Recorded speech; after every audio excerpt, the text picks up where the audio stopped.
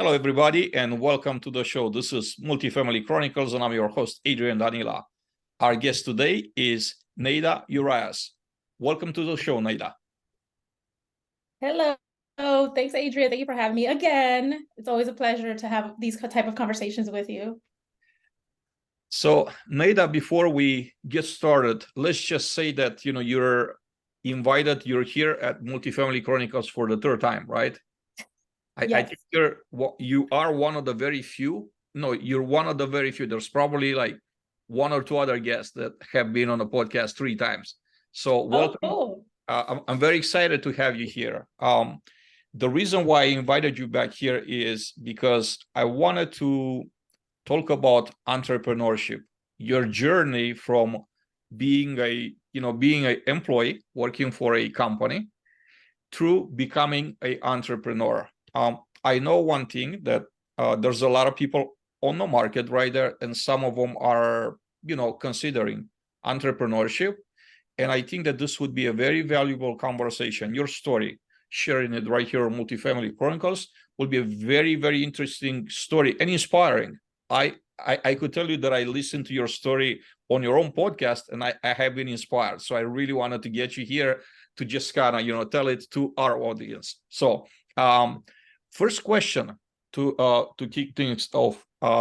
When was the first, I will say, sign of entrepreneurship for you? How long ago was that, you did something that translated into, a monetary reward, or, maybe a different thing that, could be translated into money that you did outside of your, 9 to 6 job? Yes, that was actually almost 3 years ago. That was back in January of 2021. I had just bought a house, and it wasn't that I needed money per se, but I was just like, oh, maybe I'll make some extra money, right? I tend to have an expensive taste, expensive lifestyle. So I was like, I should make some extra money, but I don't want to work a part-time job anywhere else. I want to figure out what I can do for myself. And I've been in HR at that point in time. I was in HR for about 12 years. And I had always throughout the years been asked to help people with resumes and, help people with their interviews and things like that. But I never took interest into that prior to 21, because I was focused on other things that wasn't really priority for me. So back in 2021, when I was thinking about what I could do as a side hustle, I had an ex-colleague who's also a friend. He reached out to me and said, Neyda, I need help with my resume. I'll pay you. And that was just when the light bulb went off and said, ding, okay, this is it. This is your opportunity.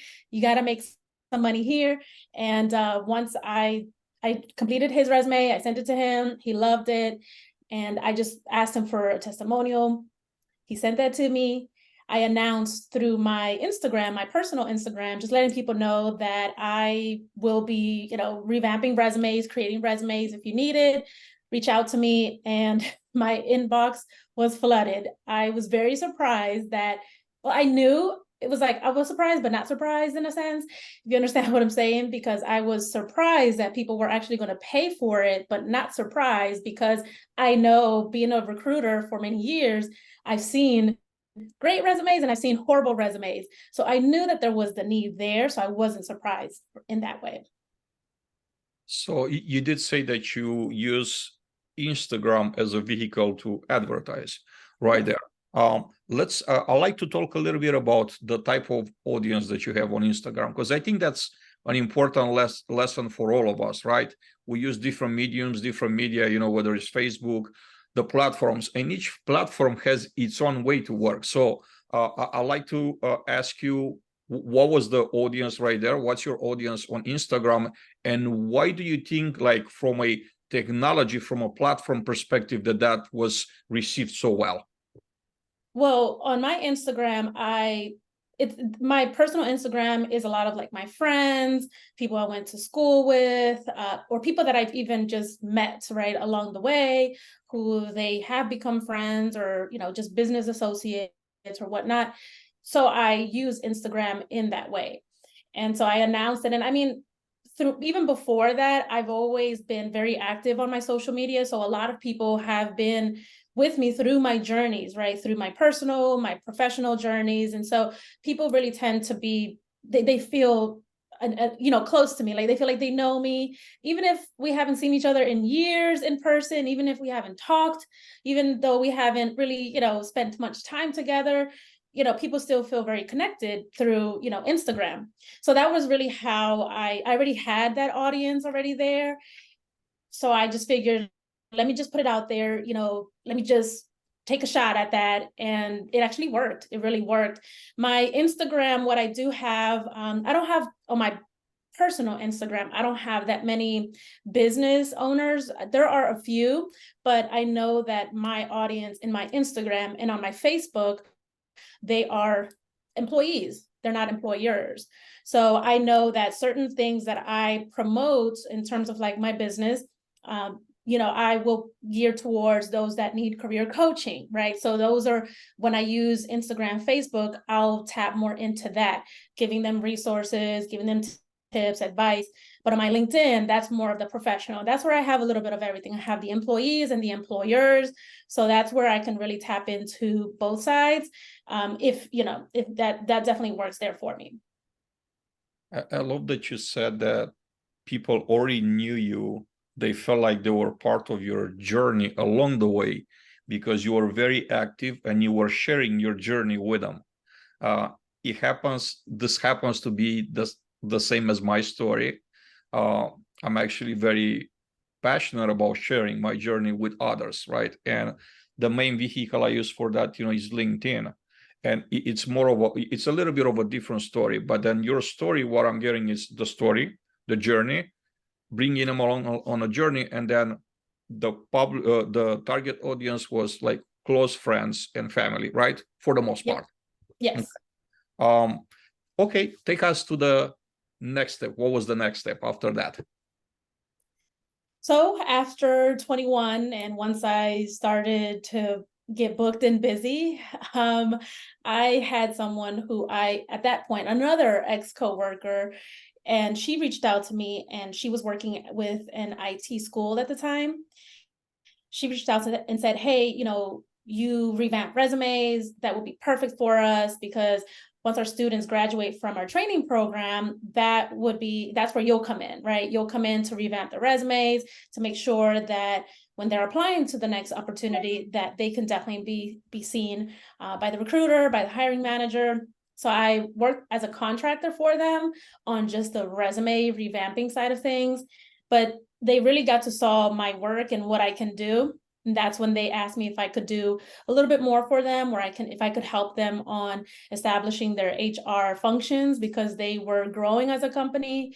They didn't really have an HR team. They kind of were figuring it out on their own. So that's when they asked me to help them with that, which I did. And that was a great project. I working that project, I did that after work, right? So I would work my 9 to 5, and then I would work from 7 to whatever time of the night. I would work on the other side, my side hustle, right? That's what I would do. That was my schedule. I would probably be up working until like 1, 2 o'clock in the morning, go to sleep, wake up early the next day, and do it all over again.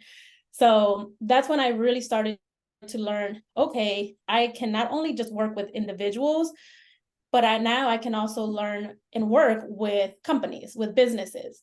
And I love working with individuals because I can help them with their careers and help people make more money. Sometimes we don't know because we weren't taught, we weren't raised with parents or whoever that we could ask for certain advice, how to navigate the corporate world, how to navigate offers, negotiations, and things like that. So I love working with individuals, but also working with businesses, you can make more money. You can get a 5-figure check with a business easily, right? And so that was really when I saw, okay, I could really make something out of this.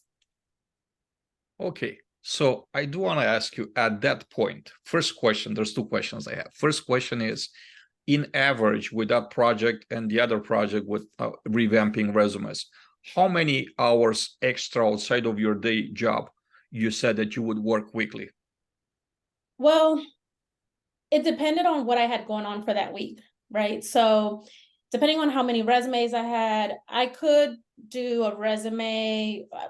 I mean, if I'm really focused on working the resume, I could really do a resume, maybe even 2 resumes a night. That's from like 7 to like maybe 12, 1 o'clock in the morning. Okay. That's me just focusing on that. And that's if I'm like trying to get it done because I have so many resumes on my books. But if not, then I would really work at least 2 hours every night on my business, whether that was resumes, whether that was with the business, the other company. I would work, whatever I needed to do. So it really depended on what I had going on. But if I had a lot of resumes, trust me, I was working every day, every night, and even on the weekends. I would, even on the weekends, take all day. I would get up early, do whatever I needed to do in the morning, and then maybe around like 10, 11, I would get on working on resumes or working on whatever other projects I had. And that's how I would spend my weekends. Is it safe to say that in average you work like 60 to 70 hours a week, roughly, Oh at yeah. the time Oh yeah. between the day job and the Oh yeah. rest? Okay. Oh yeah. Probably even more. Well, I do want to ask the question because for all that are watching, I want them to understand the level of commitment and what it takes, right? And it's nice when you're able to put some numbers to it, right? Instead Oh just, yeah. saying things in general. Oh So yeah. the next question, the second question regarding to this part of your journey is, at that point, did you consider a role quitting your job and doing this full time? It was a thought. I was like, oh, maybe. Because once I saw that 5-figure check, and I got, just to be very transparent, I got 20,000 from that other business, right? Where I was helping them. And that was, aside from their resumes, that was just maybe like a 3-month project with them that I had worked on. So I was like, oh, if I could make this amount of money in this amount of time, this could really become a business.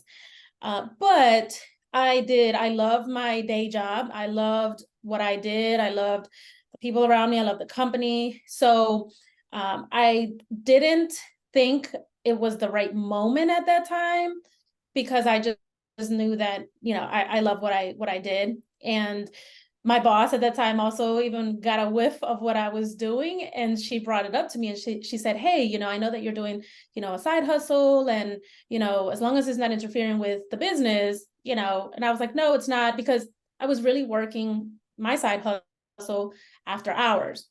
So I knew that it wasn't interfering with the business. So I put my side hustle on the back burner, because I was like, oh, now my boss knows what I'm doing.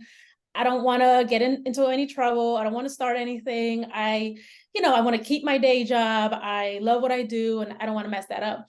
I always thought that I would retire, by climbing up the ladder in corporate, and I would retire as a VP of HR somewhere. That was just my goal once I really delved into HR and I really enjoyed it. And when I saw myself climbing up the ladder, that's what I thought that I would end up doing, was that I would always work for someone else. But that's when I got the whiff of like, okay, maybe I could, but I wasn't really ready at that time. You weren't ready. Okay. What's the next step in your journey? What happened next? So what happened next was that, remember, at this point, I had put myself, my business, to the back burner. And I wasn't really promoting even my resume stuff. I wasn't really promoting much of anything at that time, because I was just like, I don't want any trouble with my job. So, but people still knew that I was the resume girl, right? That people would still call me, hit me up and say, hey, can you do my resume? So I would always do them all, here and there. But after that, I decided, okay, I'm going to focus on my job. I'm going to focus on my day job. And I'm going to see if I can eventually work my way up the corporate ladder, just like I had always planned. I'll see if I can get that director position next. For the most part of my career, I've been working in recruitment. However, my job titles were my job titles, but I did way beyond the job title. So I would be involved in a lot of areas of HR. HR, as a lot of people may know, you've got training, you've got recruiting, there's benefits, there's payroll, there's employee relations, there's a little bit of everything in HR. And because every company that I've worked at, they always saw that I could do more than just my job. So I've always been involved in other projects or whatever it could be. You know, the company's always used my talents and my skills that I had.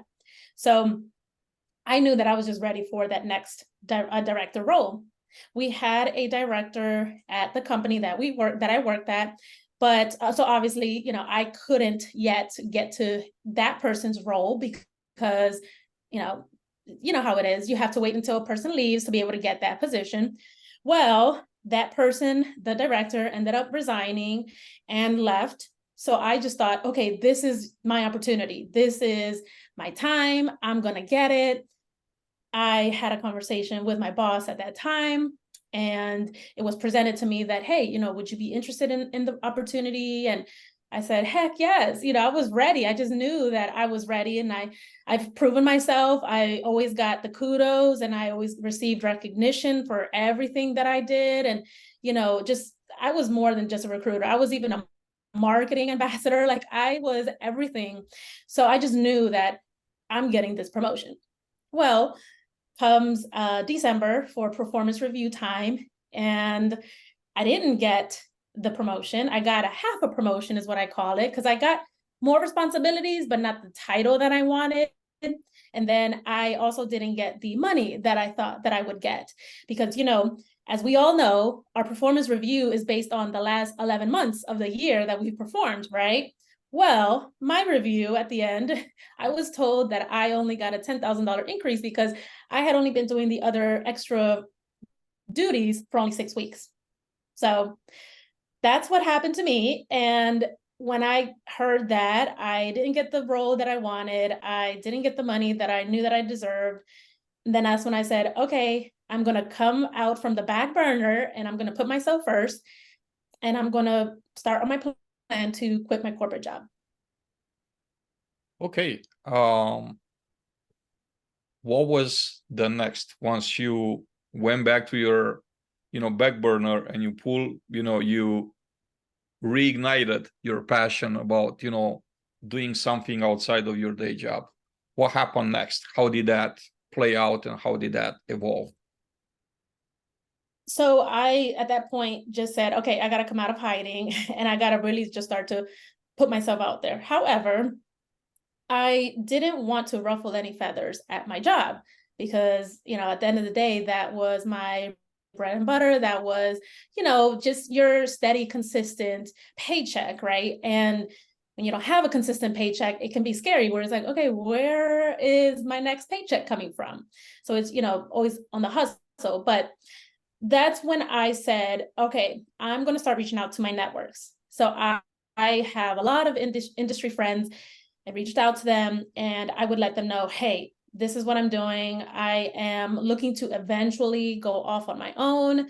My plan is I'm going to give myself a year. So this was back in January when I started just putting myself out there. Well, on the low per se, right? Like I was on the low telling my friends, hey, this is what I'm planning on doing. I think I even had mentioned it to you too, Adrian, when we had a conversation a while back. I had mentioned to you, I eventually want to quit.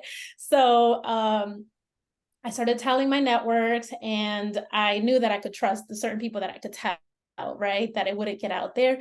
And so I did. And, here and there, then I would start to get these opportunities of speaking engagements, or being featured on podcasts, or just anything really to put me out there. But I wouldn't really be too much promoting my business. I would be promoting myself in terms of like my job, what I could do, what I was doing at that time, just to kind of let people in and what I can do. So that's how it all started. And, I was starting to really get booked and busy at that time, because I would get, calls, invitations for different events, different podcasts and such. And so I had mentioned it to my boss and said, hey, I am being invited to these events. Just want to let you know. And I would even invite her and the rest of my team to be part of, if it was like a virtual event or even an in-person event, I would always invite them.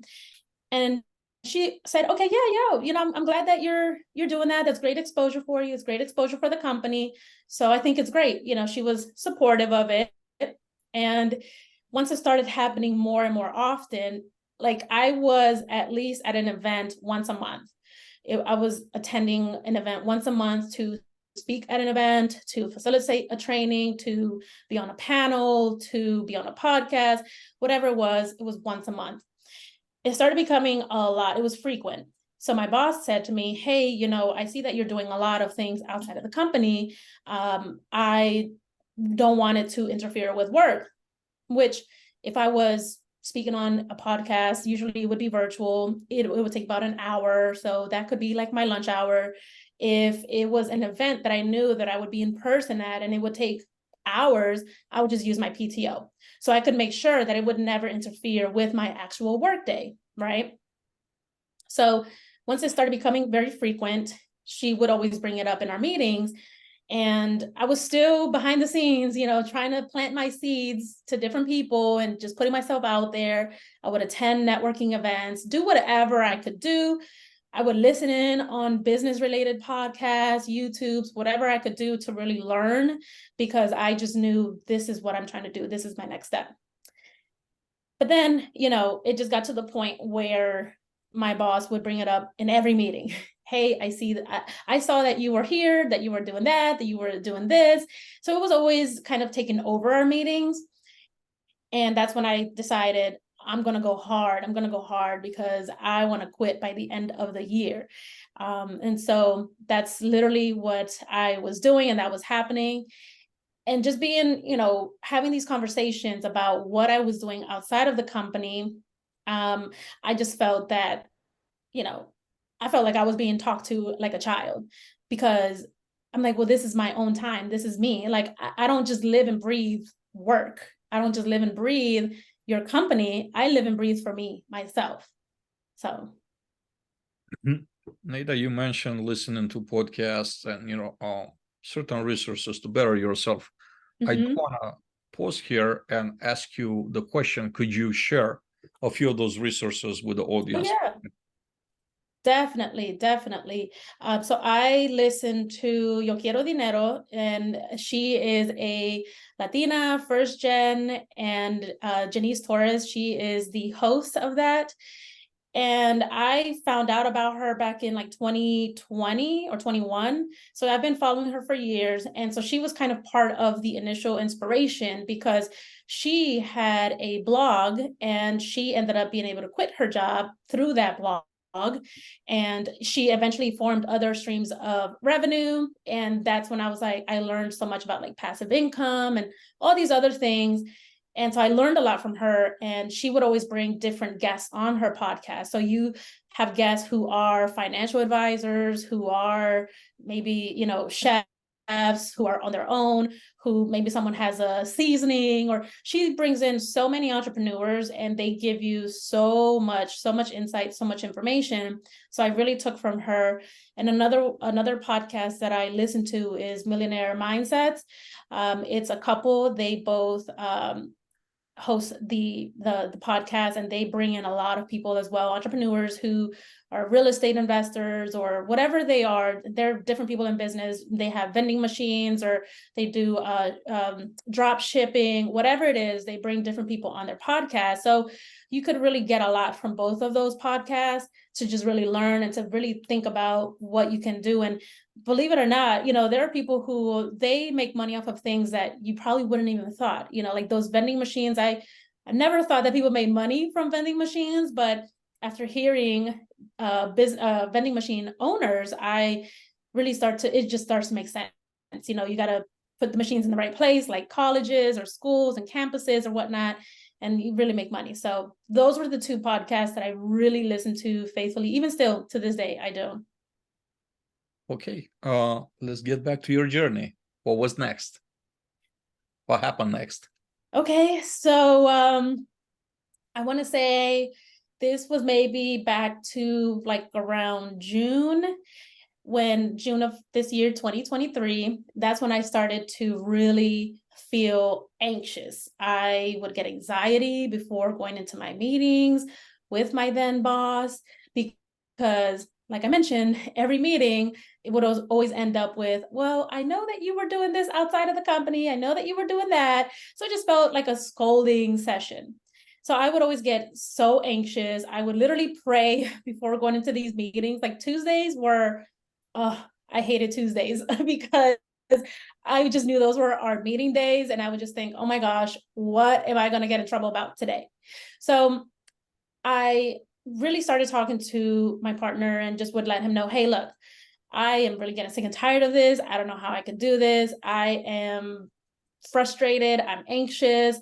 You know, I'm a little stressed. Like I can't even do my job right because I just feel so stressed about everything. And, I think a lot of us have been there where if you've got anything bothering your mind, any stress or anything, especially at work, that's creating that for you, like you're not really going to be your best self at work. You're not really going to be performing the best at work. And I could really feel myself going down that path. And I am a high performer. I know that. I always do and excel more than what I can or what I'm supposed to. So I just knew that I was going down a rabbit hole here and I had to figure out my exit.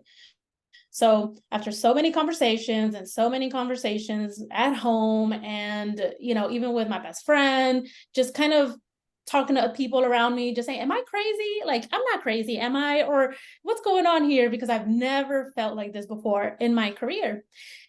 So that's when by like August, we just had a conversation and, there was something where initially I had dropped the ball on, but I then come to find out it wasn't my issue. It was actually the company that was billing us. It was actually their issue. But because I had knew that I also had dropped the ball on that, which I had, I said, yes, it's my fault. I totally, said I acknowledged it and I took responsibility for it. That's one thing that I'm always going to do is if I do something wrong, I'm going to say that I did something wrong, right? Even if I hate myself in that moment, but I'm going to do it.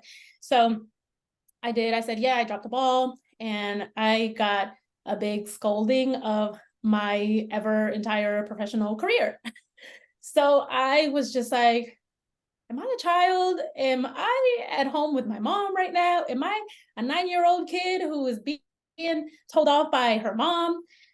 It was just a horrible, horrible feeling. I don't wish that on anyone because I always thought that we had a good relationship between me and my boss, but then, things kind of changed and I don't know where they changed. And, everything that I was doing was kind of like a problem. It was always an issue. Then that's when I really said, I'm going to quit. I'm going to quit. I'm going to quit.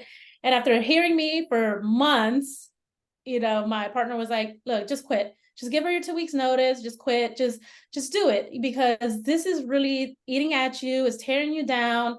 Like you're not happy. And I can tell. So he was like, just quit. So I went in the next day. I turned in my resignation letter. I emailed it.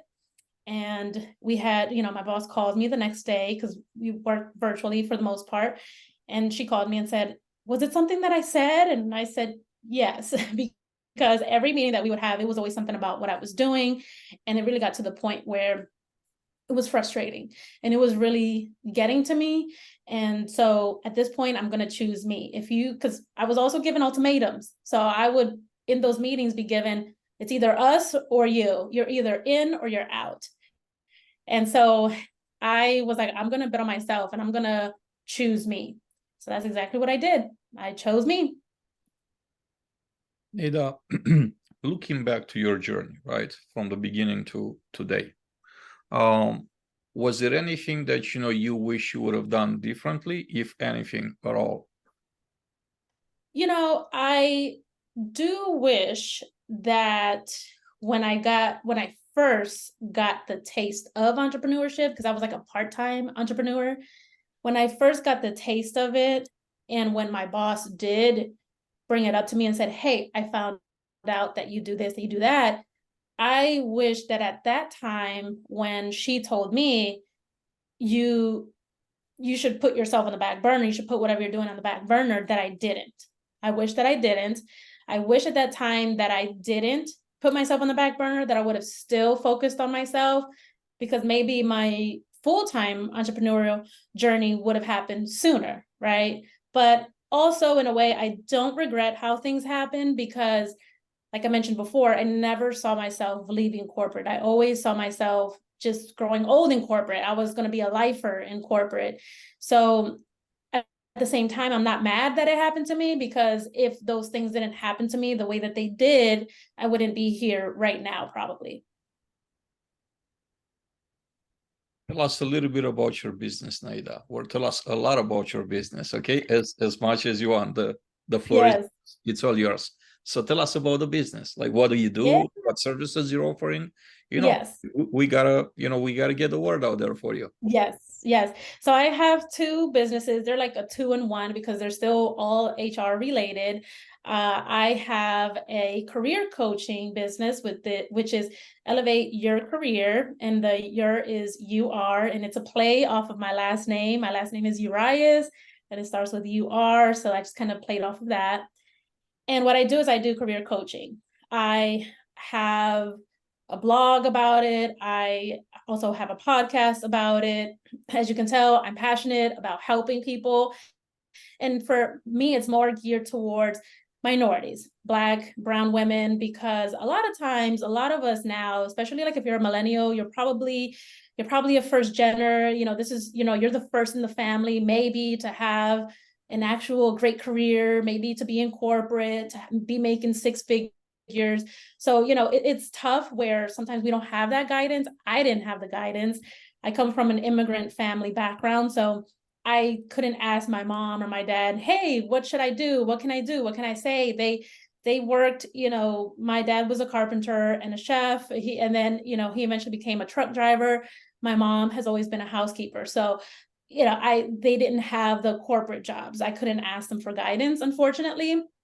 So everything that I've learned about career, about HR, has been through my own career. And I'm grateful that I became, an HR professional, because if I wouldn't have, I don't know where I would be at now. So that's why I created a career coaching platform, because I want to be able to help people, especially if you don't really know much about interviewing, about negotiating your offer, about even your resume, your LinkedIn, and how important it is for the appearance of it. Sometimes, we know what we're doing, and we know our jobs, but our resume sucks. And that's just the truth. So we won't get calls or emails from a recruiter or hiring manager because it's your resume. Your resume is the first introduction, usually, for yourself or, with another company. So it starts from there. So I talk about all of that, all the job seeking journey, the interviewing, even once you're onboarded, even as you're an employee, you're in the role, how do you want to get promoted? I talk about all of those things. So that's the part of career coaching. I also have the HR consulting services, where that is a multi-service where I have all areas of HR. As we know, HR, human resources, is very broad. I mentioned earlier, we have recruiting and training and payroll and benefits and all these other areas of HR that make up HR. So that's where I come in. And I work with small to mid-sized companies who do not have an HR team that need the HR support. So it could be from anything as, hey, maybe we're a startup, we need to, we need an employee handbook, we need certain policies and procedures in place, I'll come in and do that. If it is staffing and recruiting, I'll help with that. Training, development, DEI, whatever it could be in any area of HR, that's where I will come in. So those are the two sides of the business of what I do. So I talk about HR all day. Neyda, for those in the audience that are considering, they're entertaining the idea of becoming an entrepreneur, what are some pieces of advice that you would like to share with them? Yeah, so if you start to get that little voice in your head, or if you start to do research on entrepreneurship or anything like that, that's something that's telling you, that's tugging on you, that's saying, hey, entrepreneurship, listen to that. what I would recommend is listen to podcasts, because you will learn from people who are actually living it, doing it. Podcasts or even YouTube, you'll get a lot of information, and it's free. You can start there. You can also even follow certain people on LinkedIn or Instagram or your favorite platform, because that's what you want to surround yourself around, is you want to be around like-minded people. I would always do that. And I would always pay attention to the people that were in the shoes that I wanted to be in one day. And I would take note, and I would really listen to what they would say. So I would definitely recommend to just really listen to the people, and just kind of just look up to the people that are in the places that you want to be in, because they're going to help to give you the guidance. I always say, why start from scratch? Work smart, not hard. Just listen to other people that have been through it, because they will definitely give you the guidance. Also, if you can, I would definitely recommend to joining. There are sometimes like career coaching, or I'm sorry, business coaching, things like that, or like some sort of boot camp or whatnot that you can join. And I know that they're not cheap. They could be well in the thousands, but if you are willing to invest in yourself, you're going to have a greater return of investment. And the nice thing is that if you do invest in yourself or your business, you can write it off at the end of the year, which it's a bonus for us. And that's another thing that I learned too, that the American tax system was not made for employees. It's really made for businesses, and businesses write off a lot of things. They write off a lot of things. So that's also what really intrigued me to really learn, and just think about what else I could do for myself. So yeah, so from, like I mentioned, podcasts, YouTube, researching, joining any sort of, cohort, that'll definitely help you. Networking, get out there and network. Even if you're an introvert, still get out there. You just never know who you'll meet at networking events. I go to networking events at least once a month. I'm always at networking events because I'm always just promoting myself, putting myself out there. I've made great connections. I've made friends, business friends, through networking, through connections. So trust me, it still works. I know we're in a virtual world where a lot of things are done online, but you still want to get out there, be seen, be in person. Still, online does not beat the in-person experience. So I definitely recommend to get out there, network, and, just kind of start from there, and slowly but surely just kind of start to gain that confidence and gain the experience. And you're gonna mess up along the way. I've messed up along the way. I'm sure I'm still gonna continue to mess up, but I think that that's the beauty of it, is that you're learning. But even if you mess up, it's for your own. So I don't mind messing up, because I'm like, okay, well, I'm gonna fix it, and at least it's for myself. I'd rather mess up my own stuff than somebody else come mess up my stuff. So Neyda, I want to ask you next, how important is having a personal brand that you have built intentionally? I'm saying this, you build intentionally. Everybody has a personal brand, but not everybody is intentional about it. In other words, their brand is being built by what other people, but how other people describe them. So right. they don't necessarily have much control of what's being said about them, because they're not working conscientiously on building it themselves. So how important, what type of role did your personal brand built intentionally played into the whole picture of you becoming an entrepreneur? Was it a help? How big of a help was, if any, help? It was a huge help, huge help. I mentioned I have different audiences on different platforms, whether if it's on my Instagram, my Facebook, my LinkedIn. I've always been very conscious about what I post. I'm authentic because that's who I am.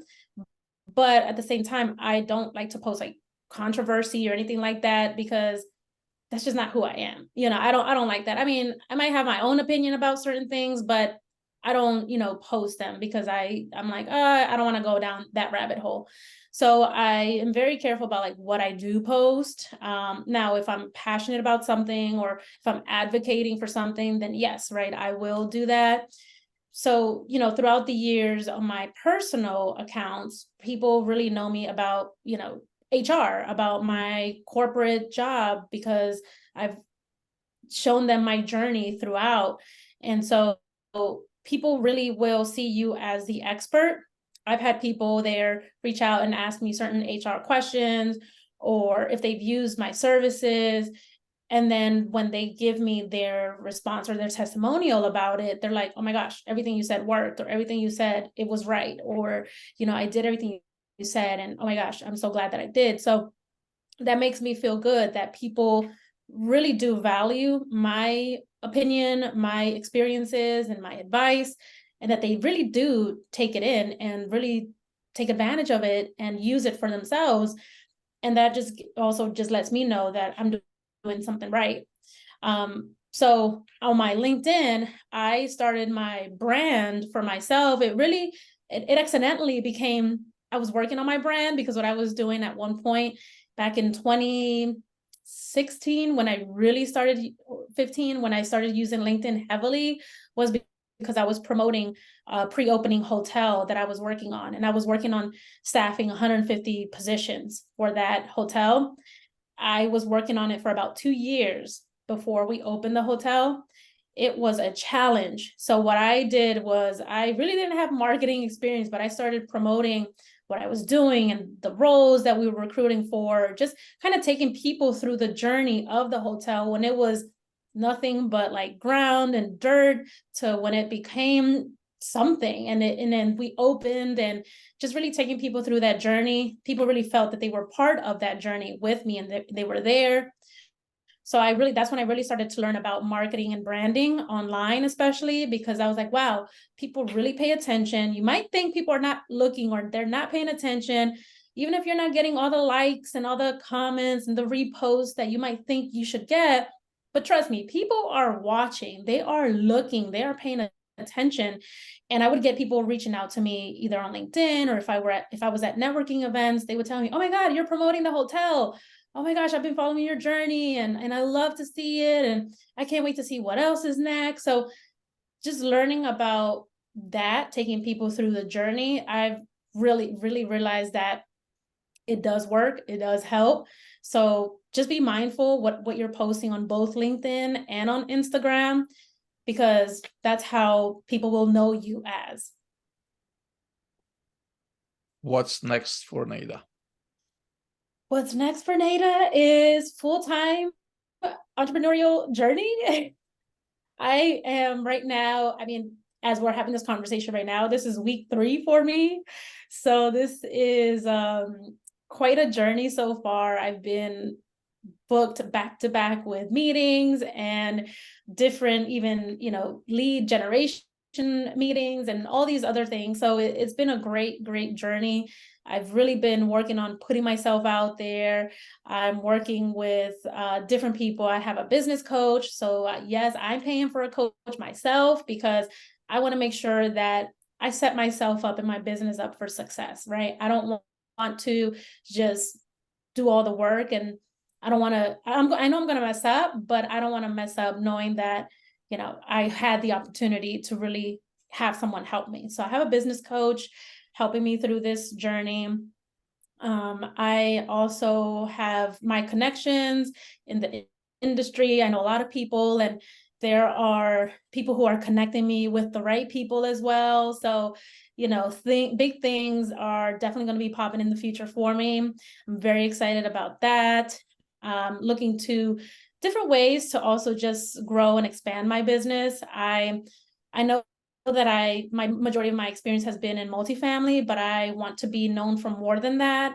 I don't want to just only be in multifamily. I want to work in other industries, because HR is very broad and it's transferable. So I don't only limit myself to multifamily. Currently, I work with a chamber of commerce. I also work with a restaurant company. I'm definitely working with a nonprofit, working with different businesses. So I don't want to just limit myself to just one area. I'm looking to eventually get into government contracting, working on obtaining business grants. So I'm definitely doing a lot of things to make sure that I set myself up, my business the right way. Eventually, I would like to grow and expand my team. Right now, I'm an army of one, but I would eventually like to add more onto my team, depending on what the needs are, right? Maybe another recruiter or another HR professional, or who knows what I could add, but definitely growing and expanding my team.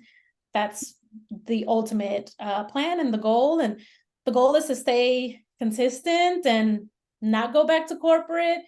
I have a saying that I say, going back to corporate is my plan Z, right? Z as in zebra. There are 26 letters in the alphabet. 25 of those I'm going to try 25 different ways. Whatever I got to do, whatever work, whatever, anything I have to do, I'm going to do it, because I don't want to be the one to mess up, and I want to do everything in my power, everything that I can to set my business up as it should. So How can someone get in touch with you, Neyda, and your business? follow me on LinkedIn, Neyda Urias, and Sherm-CP. On Instagram, you could follow both of my company pages, Elevate Your Career, Elevate Your HR. I am slowly going to get on TikTok and Twitter as well. So it'll all be the same: Elevate Your Career, Elevate Your HR. So whatever your needs are, whether you need career coaching, or someone, or you have a business, another business owner, definitely share my information with them as well. I'm gonna make sure that once this turns into a YouTube video, that in a description, I'm gonna have all of your information, contact info, right there to make it easier for our audience to reach out to you. Awesome. Neyda, in closing, any final thoughts? Anything that you wish you would have said you didn't have the opportunity during this conversation? I just want to say that it was not my plan to be here, right, in my journey, but trust the process. And as long as you believe in yourself and you've got other people around you that believe in you, trust me, you are going to be fine. God is going to make it work and make it happen for you. I know that he's made it happen for me, and he's going to continue to make it happen for me. So I just have a lot of faith, a lot of belief, a lot of just really, I'm betting on myself. There's no other way. So you just have to have that mentality, really surround yourself around the same people, or give yourself your own affirmations, whatever you need to do, because at the end of the day,